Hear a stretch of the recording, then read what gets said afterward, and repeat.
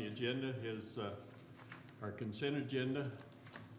You all received the agenda, the minutes, the financials by electronic media.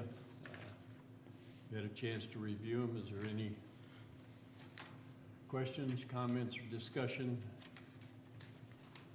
Hearing none, I would entertain a motion to approve the consent agenda. So moved, Mr. Chairman. Got a motion, do we have a second? I'll second. Okay, got a motion, Dave seconded. Any further discussion? Hearing none, all in favor of the motion say aye. Aye. Opposed, same sign. Motion carried. Well, we got public comment. Would anyone like to? I just thought maybe you might like to. You look to be like the outspoken one. Yeah, it looked to me like you'd like to say something this morning. You have something to say? Just glad to be here. Appreciate the work you guys do. That's all I have to say. Thank you, Thank Sheila. you. Okay. All right. Just real quick, I met with economic development staff yesterday just to update them on a few things, but one of those things is that we are planning a workshop for downtown businesses and member businesses outside the downtown area that is specific to social media, advertising, and sales. Hopefully having that education and workshop will help them better get through the fall and the winter, since it's kind of unpredictable what's exactly going to happen, but hopefully that will give them the tools that they need, and that workshop will be free of charge for those businesses. So, and Do you have a date yet? we do it September 8th, and it will be a virtual, in format. So anyway, I just wanted to let you know, and it's also a great way to advertise that for people that may not have gotten our emails from those businesses. That'll be on your website or your Facebook page or virtual? We're still working that out with the individual that will be doing the instruction. The Zoom invitation will either come from me directly, or we will give them all the emails, and that Zoom invitation will come from them to all of those businesses. Yeah. Very good. Good idea. Yeah. If our staff can help you anyway, don't hesitate to call on them. Well done delegating, sir. We'll volunteer that. You know, we got any one of them. 3 out of 4 probably. Just don't call real early in the morning. Yeah. Okay. Thanks, Sheila. Good luck with your workshop. I think it'll be a really great idea, a good plan. So a lot of them can be able to use that and put it to good use. So appreciate it. Okay, move forward. Lana, would you like to?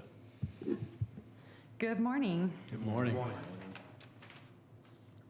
Okay, Prospect 721, working with some local producers and 2 large agricultural entities on manufacturing and logistics project. 720, excuse me, assisting a new business. We facilitated meetings with Neighborhood Development Services and with an architect, and we did attend the Board of Zoning Appeals on their behalf for a conditional use permit, which was authorized. So this is the Hidden Trails Brewery that will be, hopefully, if everything works out, will be a new business here in town within the next several months. I assume BZA is Board of Zoning Appeals and CUP is? Conditional use permit. Okay. I used all those words when I said it, sir. I just made the notes for myself. Well, I didn't want to, you know. You didn't want to be confused. I didn't want to leave the rest of our board confused, so I asked the question. So. We're good to go. Thank Project 620, new project development here. They actually came in, we met with them the first time early in June.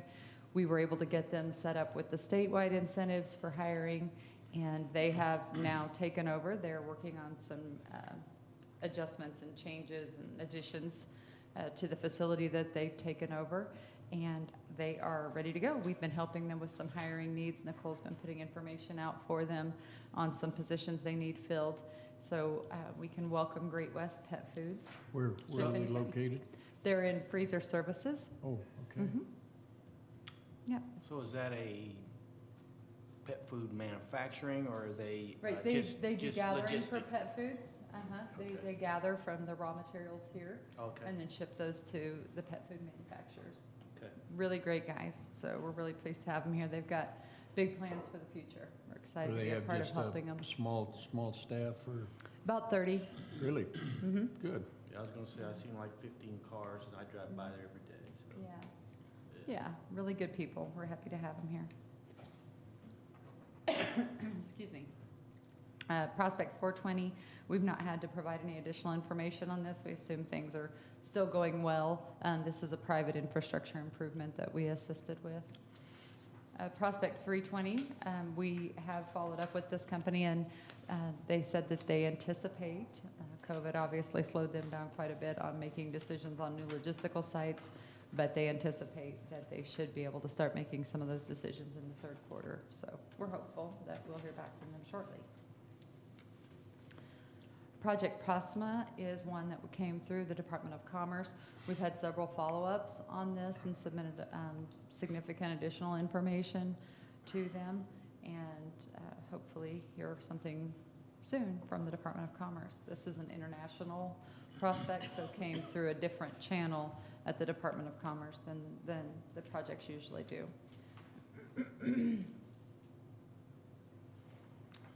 And Empirical, they came out last week, brought their workforce team out to meet with us. We spent the day working with our team and then working with the community college team, really getting things in motion and ready to go for them to start recruiting folks who will go through the training program and so forth. So went very, very well. I think everybody's excited about it. They do now have a recruiter in place that they've hired specifically for the Finney County plant, and they brought their workforce trainer who does a lot of their leadership programs and will be very involved with the program here in Garden City, so we're excited about that. Have they said any kind of a groundbreaking or anything? They're hoping for October. Schedule yet? Yeah, they're hoping Good. October, so. Good. I noticed they're working to really clear off that lot and move Yeah. all the stuff off, so. Yep.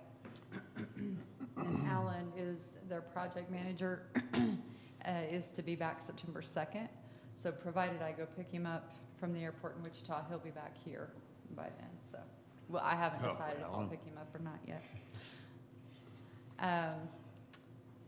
Development site projects, we've had Cottrell really busy, drawing lots and lots of development site opportunities, both industrial and housing, and some commercial. So we've got a lot of stuff going on that front, and recognize that for quick turn projects, we're going to have some additional industrial siting ready to go.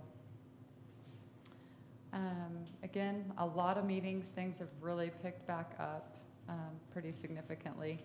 Our retail recruiter will be here in the middle of September and bringing some developers with him that have an interest in developing here. And we've got housing developers that we're meeting with today and tomorrow. So lots of activity, lots of good stuff happening. Happy to answer any questions you have. I should also update you. The county commission did have their budget hearing Monday morning. They changed how they do the budget process, so we don't know how much of our budget has been approved because they didn't discuss that in the meeting. So I did follow up with the county administrator and Commissioner Dries and asked if we would be apprised of what our budget is approved for. If we're still open? Yeah, we should know, Curious. hopefully. County Administrator Reese did respond that we would get something letting us know what our budget has been authorized at. So if we need to make adjustments to the budget, we'll bring that back to the next meeting. Any progress on the Target Hill? There has been some progress. The last time I spoke with Matt Bennett from First National, they were the legal counsel for Target, had promised him 2 weeks and he would have his letter authorizing the use of that access. So hopefully we're Was that getting 2 weeks ago? closer. Yeah. Or longer. 4? Yeah, there's been several times we've gotten the, 2, 2, and 2? within the month, within a few weeks, within a couple weeks. So the 2, 2, and 2. Is that basically the only thing that's really holding that, Yeah. that Yeah, development up? it just is- doesn't is work just that without, access? without No. that access, so, No. yeah, it's just, So, yeah. correct me if I'm wrong, they're gonna use the entrance going into Target off of Kansas Avenue, and they will take over an outside portion of Target's a parking lot, Correct. and that will become a street, is that correct? Sort of, kind of, Kinda yeah. in a the way, city's or an involved access in it. road or Uh-huh. something? It'll be an access The city point, has done all yeah. of their part to assure Target that it'll be handled properly and designed properly, so, yeah, it basically creates just a little access road going up that hill. But it doesn't extend to another outlet, or it does? Well, they also have. Goes um, to McCoy Harding? Street, Doesn't it go to campus as well? they Yeah. have an exit on Big- campus and on McCoy. Well, but that, oh, you're saying down through the development, it ends Yes. up on campus? Yes. Okay, Mm-hmm. okay, thank you. Yep. Okay, any other questions? Comments?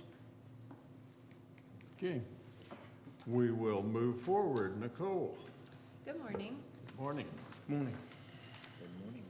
We had an update from the college last week on the Carpentry Program, and I'm happy to update you that there are 19 students that are involved in the Carpentry Program, which is about double what they were thinking we're going to enroll. So that's really exciting. We kind of teased them last week and said, do you think we have a need for this? Because they were a little skeptical in the beginning, but I think they're very pleased with the turnout of the kids in the program. As of right now, if those kids are enrolled in high school, either at Holcomb or Garden City, the college has very generously offered that program to them for free of charge, because due to the timing of events this year, especially with COVID, things were kind of put on a delay a bit. But in the future, it will be expected that that will be one of those dual credit programs that they'll be reimbursed for anyways. It's the same way that the kids take some of the other classes that are in high school that they're offered at the college. So they anticipate that these will be the same, so they wanted to go ahead and extend that courtesy to them in the opening year, even though technically that funding wasn't quite secured at the college, but it was a kind of a good faith gesture on their part to go ahead and do that. So they were able to do that, which helped a lot, because I know that was a little bit of the apprehension in the enrollment guide with the high school, was how much was the fees going to be on this class, and so that was able to alleviate some of the concern on the students' part. So I think that probably helped a lot with enrollment. We talked a little bit the other day about females in the tech ed programs, and they were talking about how they've got a couple females in carpentry. They have a female this year in the John Deere program, which I think is the first time that's happened. So we kind of had a talk about that, of how these tech programs are becoming more appealing to not only males but also to females. So I think that was it's a good thing, but it's something that they've been working on the past couple of years, and it's finally catching on. They also, past couple of years, they've had quite a few in fire science and automotive, but it's finally starting to catch in with the rest of the tech program. So it's exciting. You look like you wanted to say something, I Bob. do. One of the problems we've had over the last several years was that we would develop a new program and everybody would be fired up and it would start and then nothing would happen. Is there any kind of continuing motivational advertising, encouragement going on at the same time that says, hey, we have this program, Right, but we're only gonna have it if we have people, sure. so that we can get out and get after it too? That's one of the conversations we've had with them about all the programs, not just the new ones we're starting, is that it's part of that. With the way advertising is changing, and so much of these, especially the kids, are on social media and not necessarily reading the newspaper or turning on the TV to watch the news, that we really have to make sure that we're hitting all the different demographics. And I think the college is very cognizant of that, and they've done a good job of really ramping up that part of it. Chuck and Mark have both been pretty aware of going out to get grants Especially a couple years ago, they went out specifically in a grant for advertising that was geared towards females in tech ed programs, which is essentially what produced us the fire science commercial, the welding commercial. So we've been able to utilize those, and it wasn't just a local production. They were able to get a film crew out from Wichita to produce that. So couple days of filming. It's actually, you see a lot of those commercials on TV, and especially it seems like with the community college that necessarily wasn't taken on their campus. It's a great looking video, but we kind of found some, you know, stock images and we put them in a commercial and hey, it looks great. The great thing about these Garden City ones is that they were all shot right here on our campus. They were using students from the program. So it really is a good testimonial, I think, of the programs. They've had great response to those. So, and honestly, with the carpentry program, we have the contractors that are so integrally involved with that at this point that they really are, I mean, they're basically saying like, yeah, these kids are hired before they even get out. That's how bad we need these kids, so. And they are committed to being in the classroom. The Contractors Association, that's been their push all along. When they came to us and said, hey, we need help getting this training up and running, we pushed back and said, we'll help, but you have to stay involved in it. So those guys are super active with the advisory side of that, and they want to recruit kids to be in that programming. I think maybe the only reason I keep going at this is I think there's another step, and it basically on the public-private partnership. You know, they wanted this so badly, and Nicole and all of your team worked with them, and they worked with you in terms of curriculum. And the college just stepped up and said, okay, we're gonna do this. Now I think it's also a chance, if we're waiting on grants, and grants are kind of thing in the back of my mind right now that kind of chastise me, because everybody decides, we've written the grant, and they all stop. Right. And say, well, one of these days, someone's gonna bring me a bucket full of money, and I'm gonna do something. We can't wait. Mm-hmm. I think we go back to that same group that wanted this and said, okay, we've got it. Now we need your help in doing it. And if you will help us early while we're waiting on these grants, then as these people come out and you put them to work, we'll give you some of that money back because you have employed them. And I think so often we get this mentality that we expect someone else to pay for it and we get all the benefits. So I think it's gotta be a public-private partnership, and the earlier we get them involved, the better it's gonna be. And it's gonna extend not only to carpentry, we're just having to be picking on it because we just started it. I agree, but I think it's also, that's been a huge conversation just in the past couple of years when I've really started working with the college on these things, that it's a learning curve for them too, that sometimes you just have to ask. You can't assume that your private industry understands what you're needing. You literally have to articulate and ask, and sometimes that means putting an actual dollar figure to that amount. If it's cash, if it's equipment, you have to communicate with them what you need. Most of the time, they're gonna be willing. They just have to know. So that's been a learning curve for them. They're getting better. But I think with all, especially with the new programs we've done, it's hard for them. You know, they're in that education world, and so they're used to things being this way. And when you bring the tech part of that in, with the employer being so willing to be in the classroom to help, to make sure that you're offering the right programming, that it's a little hard for them to like, oh, you know, we have all this outside interaction. Is that good? Is it bad? Oh, it's good, for sure. I think, especially in our community, we have such great response from our employers that it's not if they'll help, it's how much they're going to help. So I think it's been good for them, but they're getting much better at asking, so. Well, I think the other part, especially with the carpentry thing, is the fact that the Builders Association actually has an organized group that can fit in and help with this, and I assume that, like Bob said, you know, if they need something up front for this period of time, they will step up and do that. I guess one step further than that, you know, we've talked for a long time about being able to use these students in an education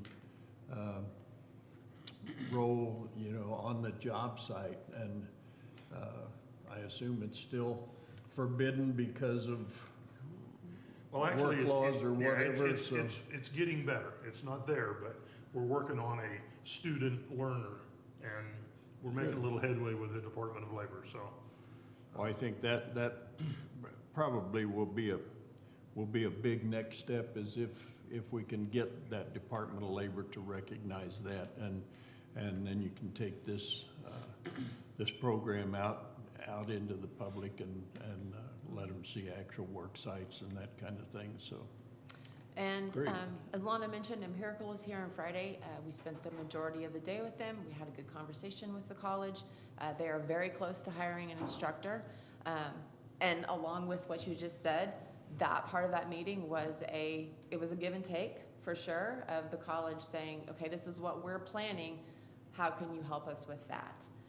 Empirical was very receptive to that. So again, it was well, I don't know if we can help. It was, okay, well, we'll see what we can do, and we'll get back to you on what we can do with that project. So I think it's going to be good.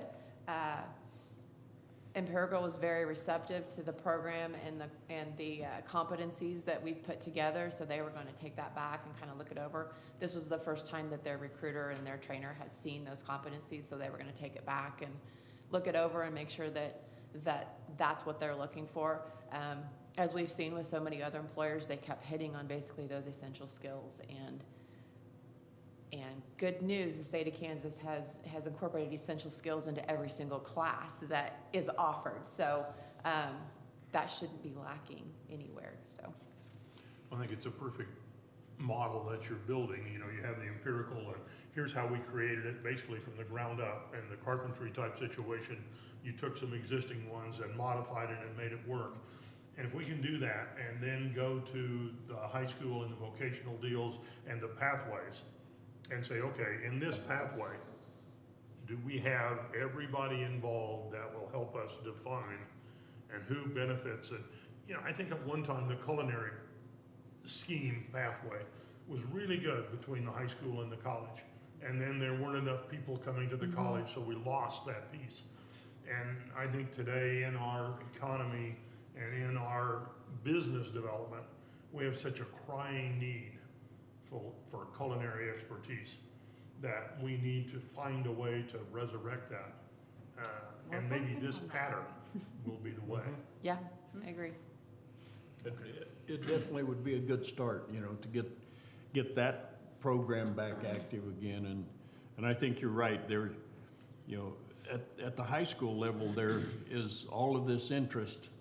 And then once they complete that, there's nowhere to go. You know, it just kind of winds up, so. I have something that you might think of in the future. After you get this started, maybe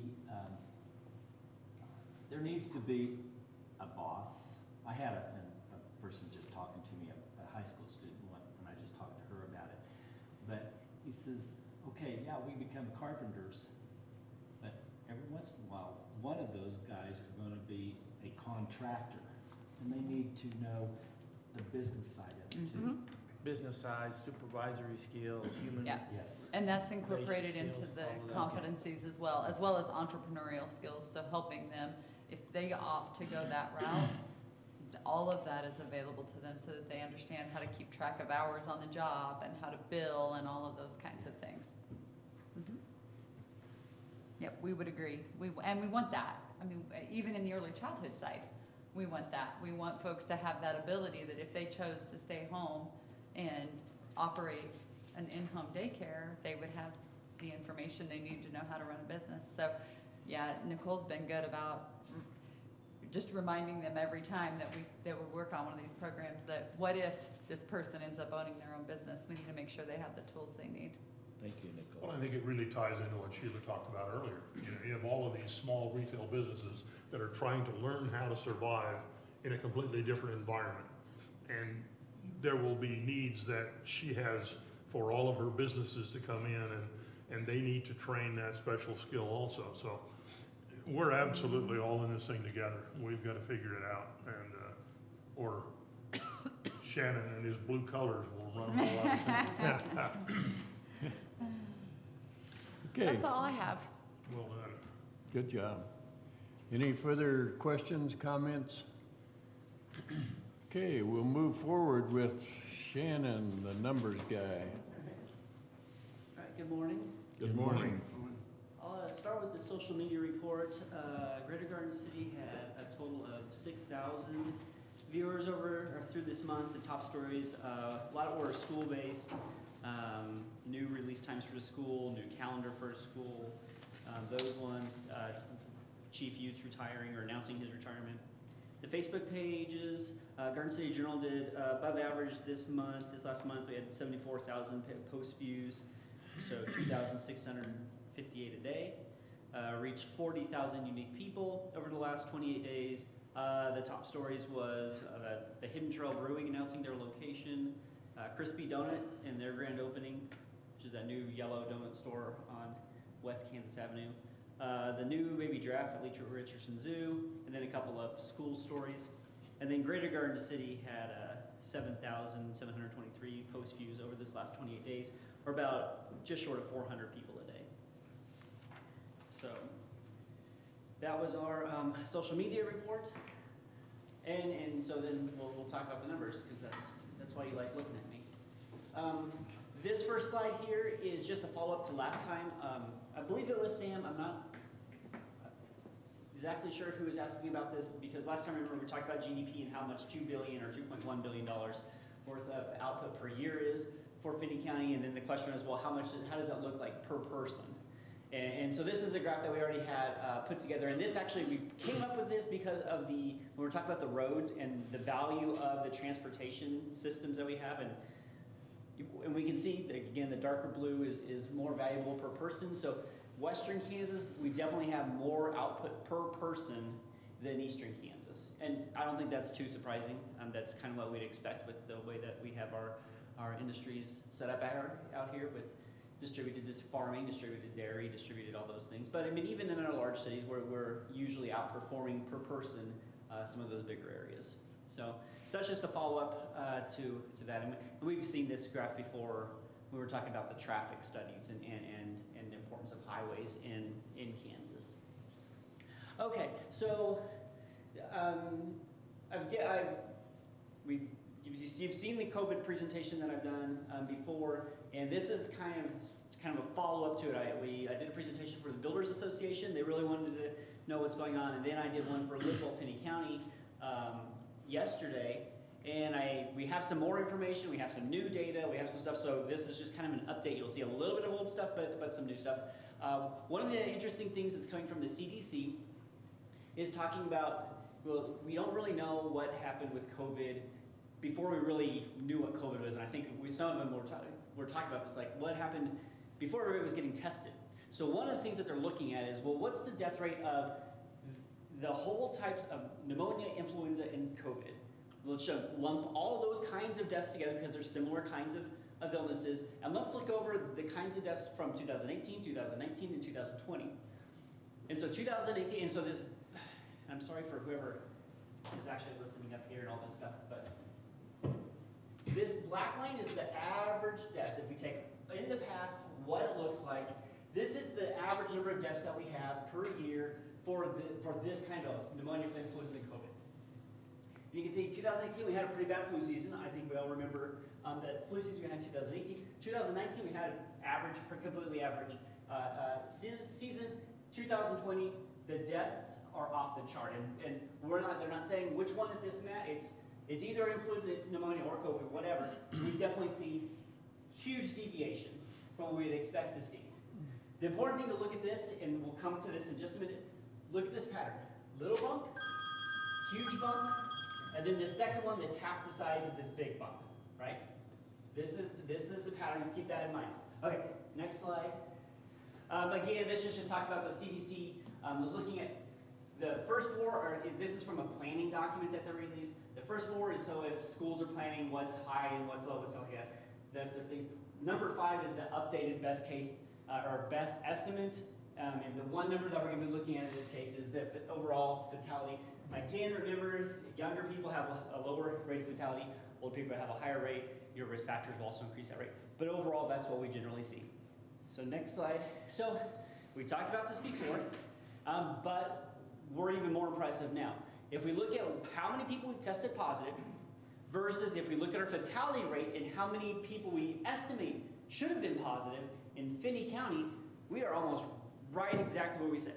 So this, before when I said this, we were like, yeah, it looks like we're testing at the right rate that's matching the fatalities in our area. Now we're even closer. I mean, this is really good. That 1825 versus 1846 is right on target. So it looks like we're testing, we're doing a sufficient amount of testing. Ford County, they've actually, looks like they have a little bit more positives than you expect from the fatalities.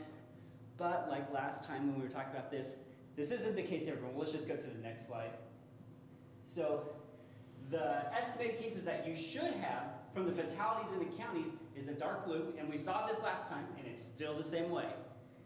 There are more people that should have been tested positive in Johnson County and Wyandotte County and Sedgwick County than the actual, well, in Lyon and China and all those.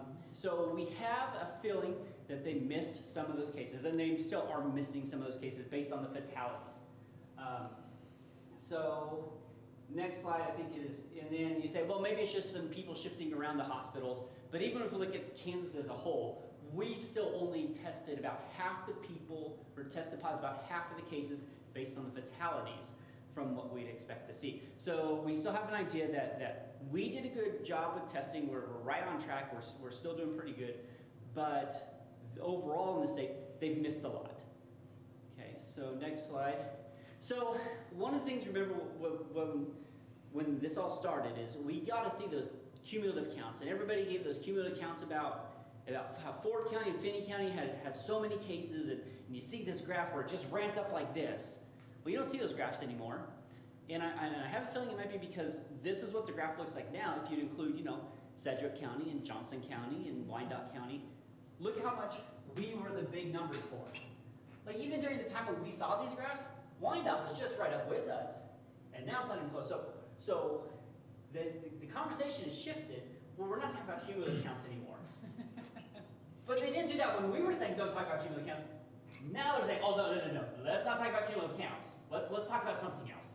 So, like we said, in the next slide, this isn't going to be anything surprising. I mean, it's surprising to people in eastern Kansas because they're just catching on now. But we said back in March and April, hey, we shouldn't be looking at a cumulative count, right? That's like saying what's the birth rate of our community and just see how many people are there. That's not the right way. We need to see how many. So we proposed this active number where in next slide we're looking at 7 or 10 days positive, and then we add asymptomatic based on the CDC recommendations. And we said this is what we should be doing. And so this is our updated graph as of Monday. So we saw our spike that we'd expect to see here. We see this little secondary bump over here, and then so right now we're somewhere between 36 and 17 active cases.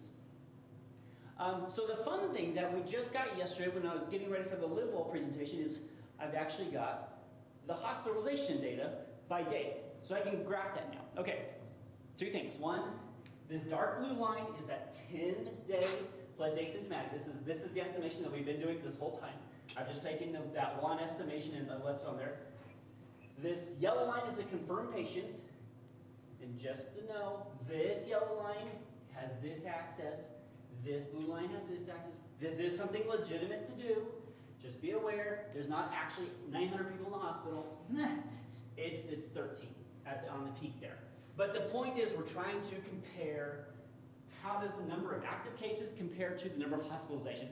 And you can see there's definitely, you can see there's a peak in the positives, and then later there's a peak in the hospitalizations.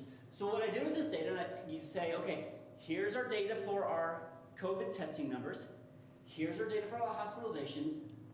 What's the biggest correlation? When can we set this correlation to say when do the peaks land? And we look at the data, it becomes 9 days. So if you hit the next slide. So what we see is 9 days after a peak, we see the peak. 9 days after a peak in testing, we see the peak in hospitalizations. And it's actually between 7 and 9 days, and it happens at different times.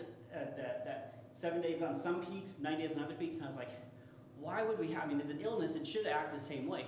But remember, we have testing that's closed on weekends. So sometimes it's going to shift out that testing, so it's 9 days, sometimes it's 7 days.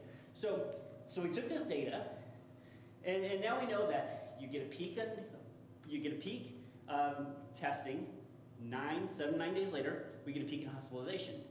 And what we can do is take this data and say, well, how does that compare to what we'd expect to see from the research, the CDC research about hospitalizations? And this is, again, you're not going to be as excited as you should be or as I am. CDC says for every 29 and a half cases, we should see one person hospitalized. Using our estimation, our 10 days plus asymptomatic, you take that, you look at the hospitalizations we've had, so only Finney County data, only the testing that we've done, only the hospitalizations that we've done, we get 29.98 active cases for one hospitalization.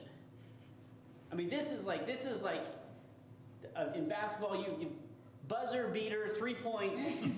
I mean, it's not as exciting unless you like the data. But like when I got this, I actually took a picture of my calculator with the thing next to it, and I sent it to my wife. I'm like, look at this. People usually don't take pictures of calculators, but here's the interesting thing. It's going to lead to something. Well, actually, let's go to the next slide. So we see how everything matches up. We see this peak. We see this peak here. Look at this peak here. We don't have the tests there. This is that initial spring break infection, first and second infection from that cluster. We didn't have COVID testing yet. Because remember we had when National Guard came in and we set that testing, that's right here, right before this. But we have this, like we saw in the CDC data, we had that initial little bump, we had that huge bump, and then we have the secondary bump, that's just a second, half as high as this one here. So we can see in our hospitalization data, as soon as we learn how far it needs to be shifted from our own data, we can start to see these things. This stuff here, I am suspecting, is partially missing a little bit of this testing, but also part of this is we've had all these little communities that's had these little outbreaks in between that we're catching the hospitalizations in these ones here. But so that's what's going on in that case. So it's really interesting that we outlined how to do a proper estimation, what we felt is a proper estimation, back at the very beginning of this, because we didn't think cumulative numbers were right. We did that. Then we took the data later on, after we've already said how we're going to do this estimation. We've been graphing it, we've been giving that out, and then we later on go back and say, well, how does this compare to hospitalizations compared to what we'd expect? And we get it. And not only do we get it, we learn something new. We can kind of even track when this actually started in our community. So really interesting thing there. So let's take it again, and I think we've seen these charts before. So let's go to do the update on active cases for our select communities that we've been following. The dark blue is Finney County, the light blue is Ford County, and then we have the light orange is Wyandotte County, and then our all-stars, Sedgwick and Johnson County, not doing as well. I mean, they've been up to, Sedgwick County last week actually had the highest number of active cases for any county so far ever in Kansas at almost 1,800 active cases going on once, which is more than twice what Finney County ever had. So you'd say, well, that's, good for us. We've been doing a good job. We've been doing the social distancing. We've been doing the masks, and the other counties haven't been. So, the news is, they're definitely focused on other communities and not our community. Well, hold on. So before I get to the well part. So looking at that, so we know the estimation we've done is pretty much a good estimation. Not exactly right, because there's always going to be variation, but we have an idea from the testing. We've done a good job. Say, well, we know that Johnson County and Sedgwick County, they missed all those. We saw that from the fatality data. They missed all those. But they never got credited for those cases. What would that graph be look like if we went back and graphed in looking at their fatalities? What would it look like? And that's the case. That's Johnson County's curve there. Very poorly. This is just with my hand, so don't trace that out as anything. But this is what it kind of would look like. And you can see they missed a bunch of cases, right? A bunch of cases. And we knew this before, but now we have a way to kind of estimate what that shape would look like, where that shape would be, and it would be something like this. And you can see here we are getting I think we even got to national level news with beef like corona outbreaks and beef vacuum plants. But remember, that's because we were testing them.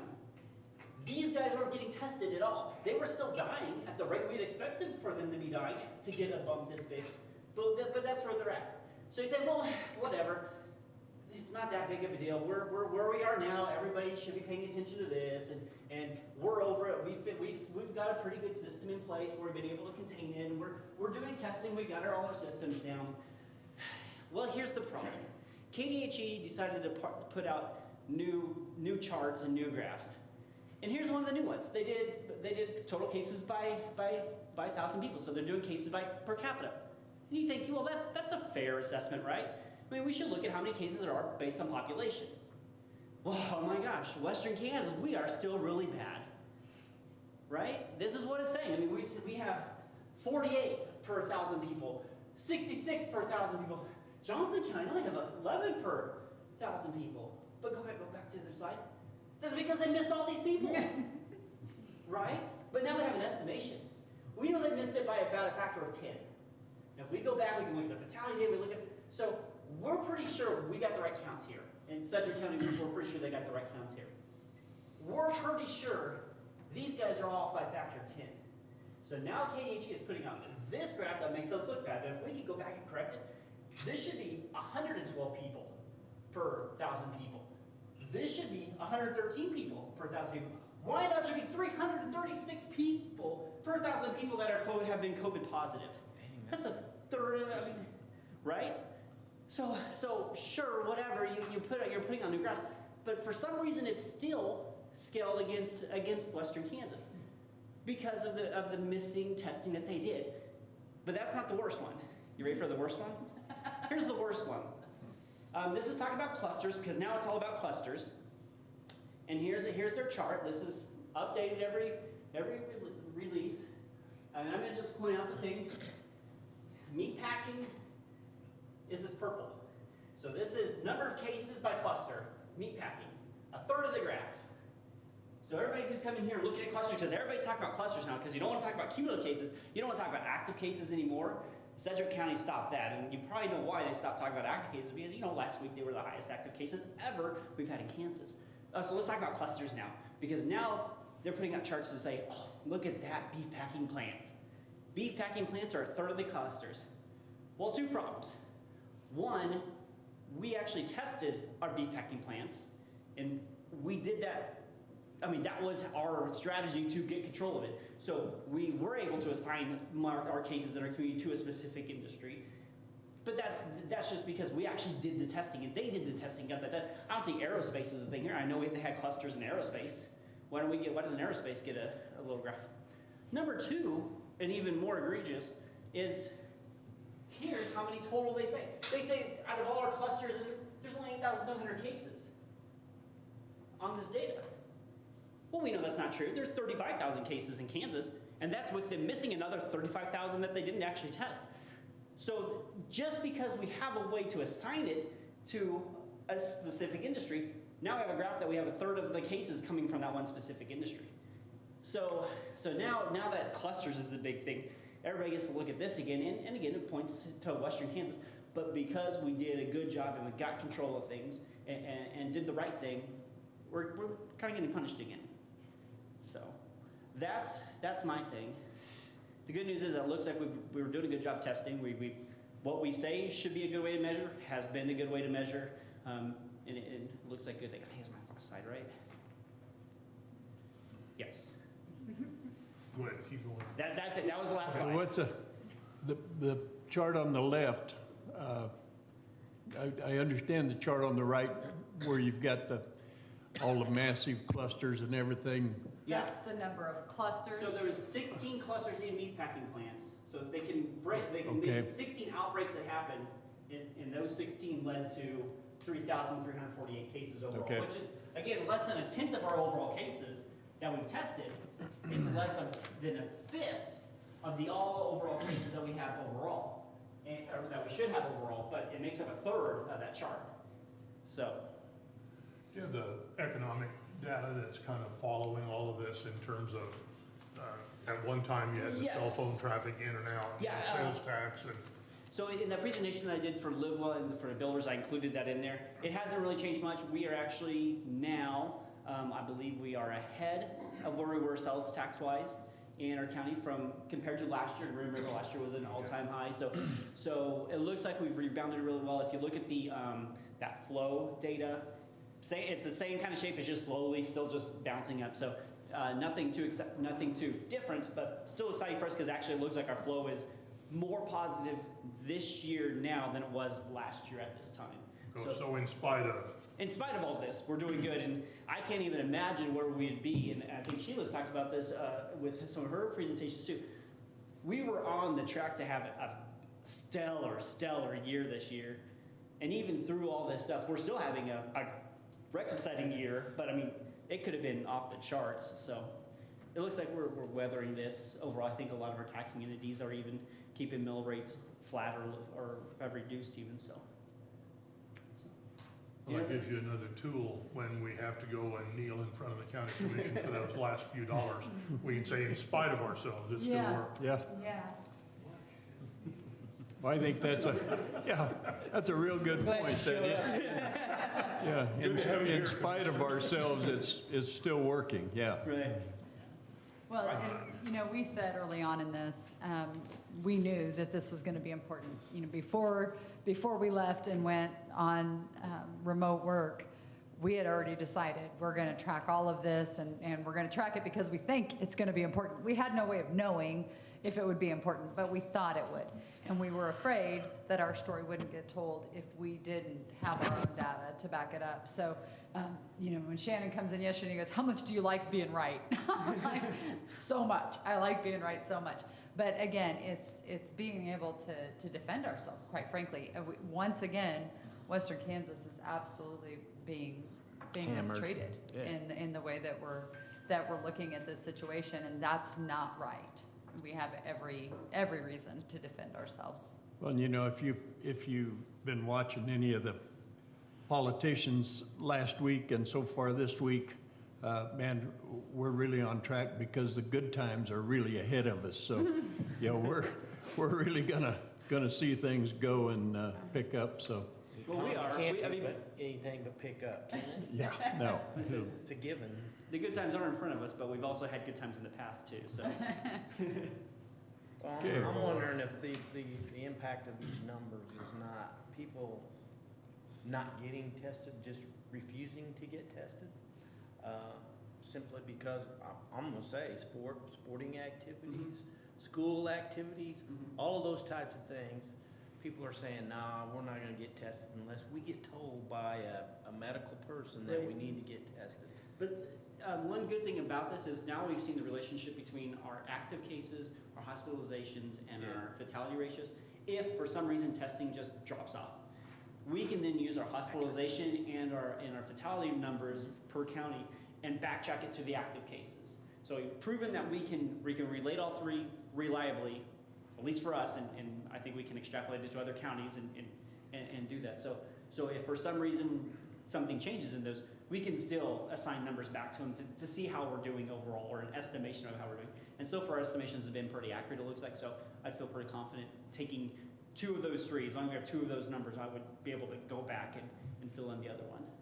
And this data is highly touchy to the age group Right. that's being impacted. So, for instance, when we're seeing these cases on college campuses, those are going to react differently than the ones that happened in long-term care. If we see them come into our school district, when we start school back up, if we see that happen in the elementary schools, that's going to look different than what we see in other populations. So it's so important that we're tracking each piece of this so that we can catch when that change takes place, because quite frankly, if we see a surge in young children getting it, that may reduce the mortality rate greatly. We just have to keep on top of that.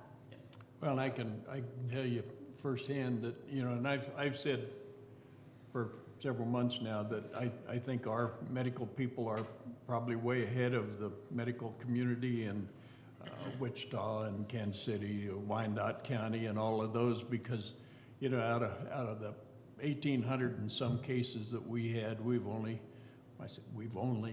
had 7 deaths or fatalities, or 8, 12, okay, 12 out of 1,800. But I can assure you that when you set foot inside of St. Catherine's Hospital, the first thing you're gonna get is a COVID test. And until your test result comes back, you will enjoy the occupancy of an isolation room. And they're definitely different than the room that's on the floor. And when when your medical staff comes in, they look like a group of space people because they're all in totally self-contained attire and all of that. So I think that, we've been fortunate that our community has really been ahead of where these others are. Our testing has been better and more active. So I think these numbers that you've got are great. One thing that Bob asked for a couple of months ago was the active cases, not the total number of cases that we had. The 1,859 cases are immaterial, but the active cases that we have right now today, the people in the hospital and the people that are in treatment are good, because it shows that Garden City, Finney County is on top of this, and we are actively pursuing this, but we still encourage the use of face masks and social distancing and all of those things, but our community is open for business. And I think, Your number, Commissioner Jones. Question. Yeah. On your hospitalization rate, is that 100% Finney County residents? No. It is not. Okay, so there's two things that we need to talk about with that hospitalization rate. When you look at the county data, there's a number that's hospitalized that they have. That is actually two components. That is confirmed positive and suspected. So there's two components that they combine in the data. This is just confirmed positive. So one is, this number is going to be a little bit low compared to what you see on the health, that portal on the county data, because I'm just looking at the confirmed positives because I don't want to do the suspected. The other thing is, well, we are a regional hospital, so we are taking in patients. But I've talked with some of the people at the hospital to try to get at this, and said, well, I know that we're taking people in, but I also know that we're shipping people out. I mean, what does that look like? What's the flow of COVID patients coming in, and then COVID patients that are getting escalated up somewhere else? And she said that it's about even. We're sitting out about as many as we're taking in from Finney County. So we can and it's not going to be always one-to-one. They're not trying to do it. It just seems like that's what the trend has been. So for our area, it looks like even though all of these patients might not have been Finney County, the ones that we lost, we made up from somewhere else. This isn't going to be the same in Dodge City, where they're not the same sort of regional hub for medical or anything. And definitely you can't do this for, Stock City or something like that, where they don't have all the facilities that we do. But very good point to point out that we went through and checked it out to make sure that kind of counts for just Finney County. We approximately do. I think we're very fortunate not to be a county-supported hospital at this point in time. Very much so. Yeah. Again. Yes. Well, Okay. thank you. You don't want to listen to me anymore. Yeah. I got a question, but I don't know if it concerns you or him, or both of you can talk. But had a friend, went to the county health department to get tested because and they says, well, you don't have any signs, but they says, go to Genesis and get tested, and he got tested within minutes. But the county doesn't have testing that shows for 5 days, is that right? We do have testing, but you have to meet certain qualifications. Okay, that's the qualifications. And for example, say you touched on the Genesis thing. If your doctor says you cannot go in to have this operation until you have a test, or even come to see me until you have a test, we have to go by KDHE guidelines. Okay. That's where Genesis comes in. Sheila says she wants tested, she has no symptoms, she needs to go to Genesis. We're still following KDHE guidelines. Okay. And part of that is a positive test. You have to have an incubation period inside yourself to be able to be testing positive. So if you just ran into somebody with COVID and you think you have COVID, but it was half a day ago, you're not gonna show up positive, even if you do have it, because it hasn't been long enough to be there. And when we're operating under the situation of limited tests, we can't really use up a test on something that just doesn't have the ability to detect yet. But So- he did test positive, Yeah, this guy did. so there is, So and we there can is- see that there's a substantial amount, somewhere between 35 and 40% of the cases should be asymptomatic Okay. from there. So there will be cases that somebody's completely positive through the whole thing, but no symptoms through the whole thing, so. Okay, thank you all. Pretty good. Good Thanks, job. Shannon. Good. I have one for Shannon. Shannon, does our health department sit down and understand what you just put together? Because I think they'd feel really good about themselves if they truly understood. what They you haven't just reached said. out. One of them, I think Lean, was on the Livewell meeting yesterday that I presented, the full data. But they haven't reached out or to sit down or anything like that, so. I think They've seen it. they could get that attaboy, I mean, if they would look at that. Yeah. But yeah, and there's some insights that I don't think anybody's pointed, like that first initial bump, I don't think really anybody's pointed that out until I looked at that data 2 days ago to get ready for this meeting, so. I mean, we'd welcome them to come and talk, and I know that they're starting to put out data in chart form as well, and we can learn about what they're doing there, so. Yeah, because it'd be really interesting. It would be a bad deal if we put out 2 different charts for Finney County. Right, That theoretically, everybody used the same numbers to generate the information. right. Yeah, and we do have a very nice conference room with electronic media services that, you know, if 1 or 2 of them would like to come down and go through this information, these charts or whatever, why, we have facilities that Shannon could sure put this together for them and let them look at it. So I will there again, with encourage that. volunteer staff.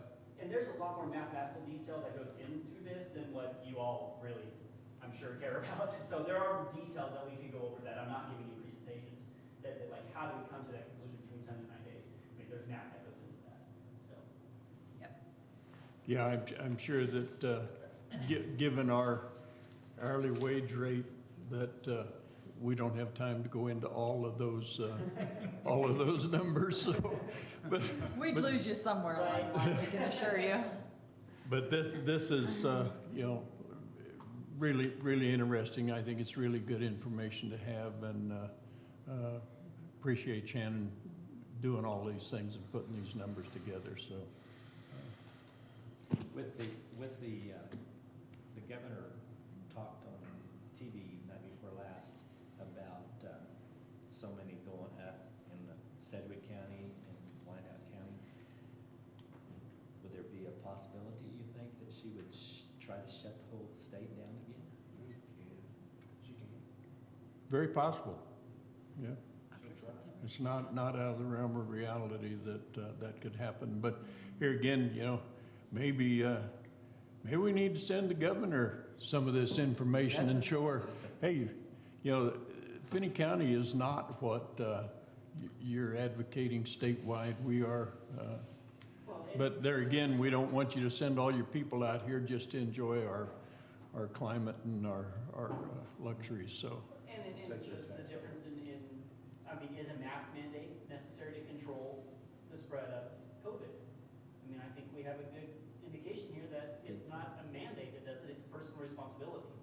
That's what makes the difference. And that we don't live on top of one another. That's, yeah, That's not a bad thing either. yeah. Any other questions? Commissioners, anything?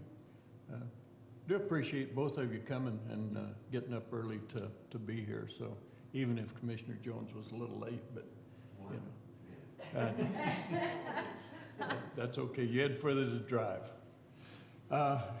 Okay, we don't have any new business to conduct. We don't have any old business that's outstanding. Need about a 15-minute executive session will be adequate. So if there's no further business to come before the board, I would entertain a motion to adjourn to executive session for about 15 minutes. So move. Okay, we had a motion, we have a second, got a motion and a second, thank you. Ron. Purposes for the Uh, discussion of confidential client information. Yes, ma'am, for the discussion of Sorry, that. the minutes just need to reflect We have a that. motion and a second, all in favor of the motion, say aye. Aye. Opposed, same sign, motion carried. Thanks. See you guys. Thanks, guys. Thanks for coming. Commissioner Jones, it's good to see you.